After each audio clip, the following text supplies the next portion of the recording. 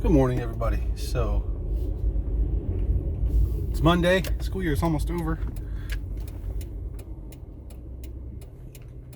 And I'm blessed to get 2 weeks off in between the end of the school year and the extended school year, or what used to be called summer school, because I work over summer as well. And then I get another 2 weeks at the end of the year between the end of summer school, ESY, and the school year. So I'm super blessed and happy about that. Every once in a while I get bogged down in focusing on the negative at work, as I'm sure we all do, and have to bring myself back to being grateful. I've got to do it because I'm in a better job now than I was before. So anyway, I wanted to talk a little bit about YouTube. Great resource.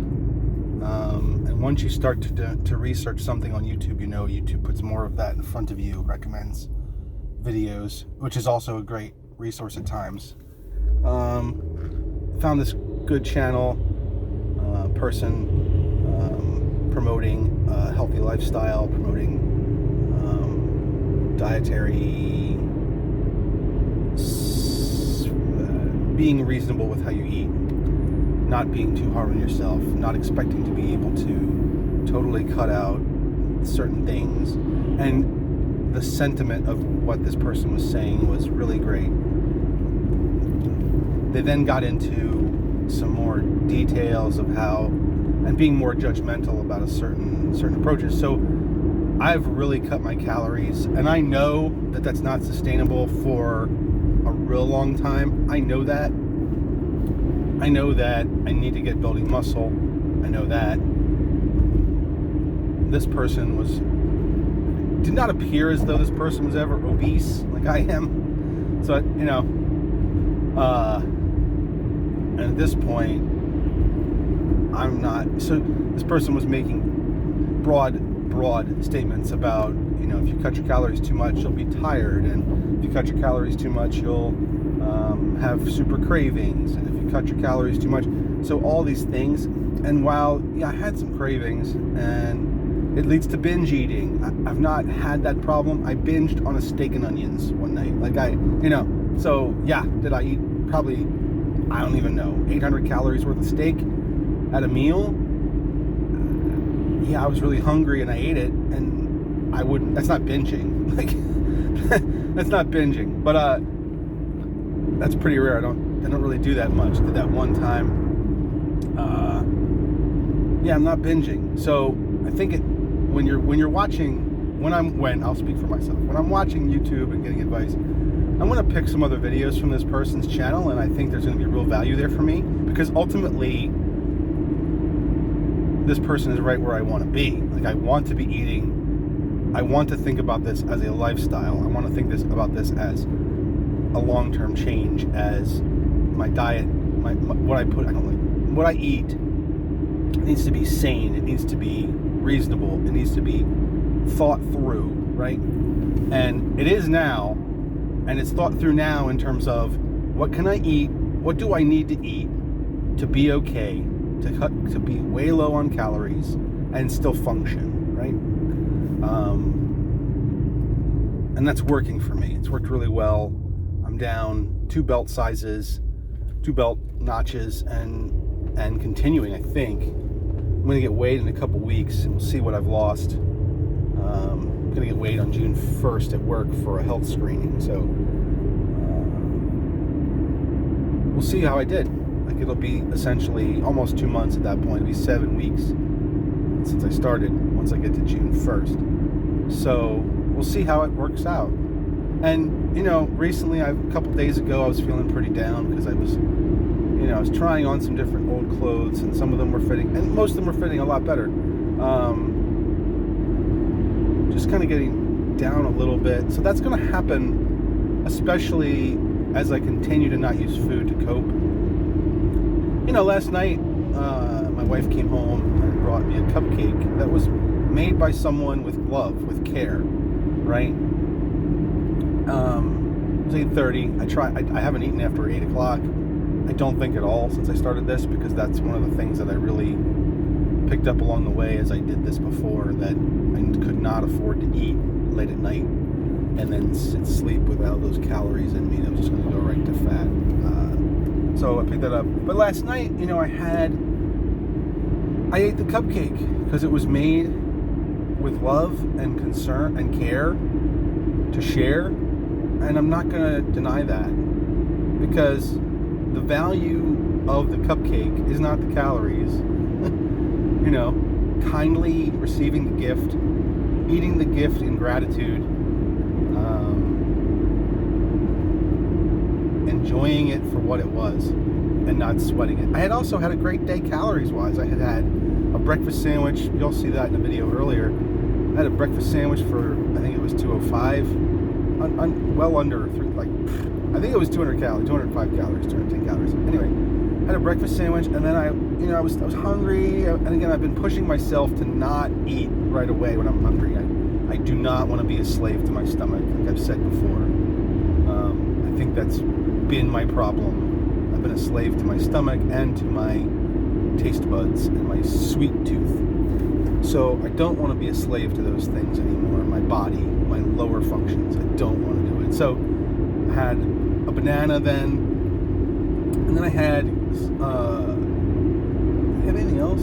Coffee. I had my coffee, right? So that's the one accommodation I'm giving myself. The one thing I'm doing for myself pretty much every day is I'm having my 140 calorie oat milk, sugar-free vanilla caramel iced coffee, because I like it, and it's a lot lower than I used to spend 500 calories on that. So now I'm spending 140. So to me, it's nothing. So, so I had the sandwich, I had my coffee, so breakfast was essentially 350 calories, right? Which is great for breakfast. It's like, that's fine, And then I wasn't really all that hungry. I started to get hungry when I was out running around, but I wasn't going to get fast food. I didn't need to. I was good. I just told myself I'll eat in a little while. And then I got home, and I wound up eating a banana, and that helped me out. That made me feel full enough. And then I started to get really hungry a few hours later because I hadn't eaten that much that day, and went for my walk. And then I came home. Oh, no, I ate, and then I went for my walk. I was really hungry. My body was like, you need food. So I ate some food. I ate some chicken breast. Some chicken thighs. Cut up 3 chicken thighs. Like the same thing I did before with the buffalo sauce. Threw that buffalo sauce on there and filled myself up with 350 calories of chicken thighs, So my total caloric intake yesterday was probably... Oh, and then I had the cupcake, right? So I knew I had a good day. I did have some chips, too. So my day overall, I had some popped corn chips, right? So I had, 350, and then 120 is 470, and then the 300 for the chicken, 250 for the chicken, and then the cupcake came in the door at 8:30, and I'm like, I'm gonna eat the cupcake. I have had a good day, and I'm gonna eat the cupcake. Someone made this cupcake for me. It's my favorite kind of food, my favorite kind of cake, and they made it for me because they were told it was my favorite kind of cake. So I ate the cupcake, and I didn't fit. For a hot second, I was like, and then I moved on. And that's the thing. I think that's what this person is kind of getting at. And this is the message I'll take away from this person that I'm kind of criticizing a little bit anonymously, and I think they are, but they don't want you to set yourself up with unrealistic expectations, because when you do that, you will make mistakes, you will fail, you will fall, and then you will be prone to beating yourself up emotionally and mentally. So what they're trying to do is teach from their mistakes. This is how they went through it, and I get it. And they want you to succeed, and I value that. So, long story short, is be careful what you watch. Keep what you watch and the advice you get from anonymous people that don't know you and your situation. Take it all with a keep it all in perspective with a grain of salt. Try to find what works for you. Try to find things that will help you within your goals, and use them. Again, the bottom line is, it really does, when it comes to losing weight, it's calories in, calories out. Now, you can eat crappy calories and feel like crap all the time, or you can eat good calories and feel good, and feel like full. And I'm still learning, I'm still taking shortcuts. Again, like that buffalo chicken thing, in an ideal world, I would have had some vegetables with that. This week I haven't really picked up any vegetables. It would have been great to have that with, some broccoli or with celery sticks, just have some celery sticks with it. That would have increased the taste memory, right? Because you have buffalo and I have celery sticks, and then I got to find some blue cheese alternative, because I don't at this point want to eat blue cheese. I think in the future I'll be okay to eat blue cheese with the occasional, and I'll be able to eat wings again, like at times. The other thing I wanted to say is, this person talked about cravings and how cravings can really set you back and give yourself a cheat day. And I think there's value in that for a lot of people. Where I'm at right now with this is I've had 10 years of cheat days.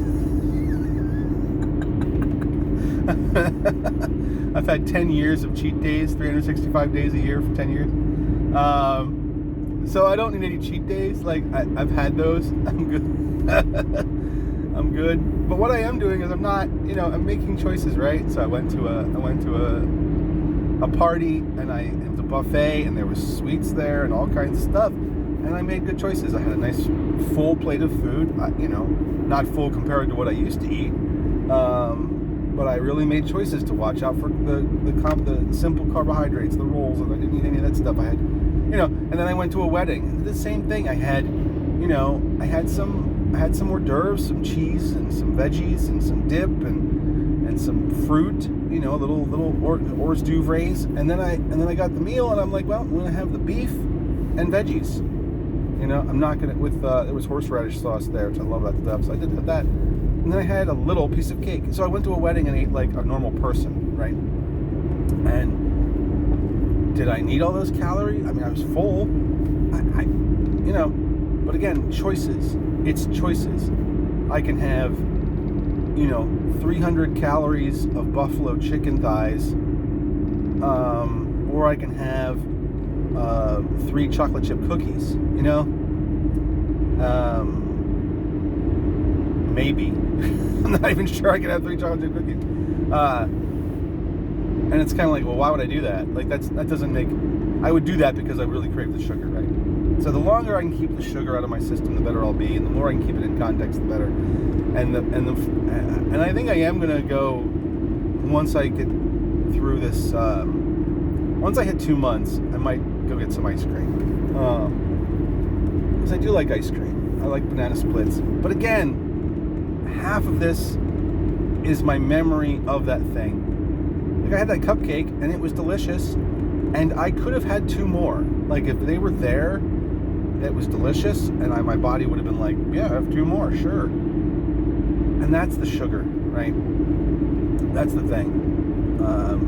Processed sugar is an amazing gift and creation, but it's very bad for us. It makes for amazing pastries and things, and delicious foods, and adds to our taste of things. But it's, you got to keep it in moderation.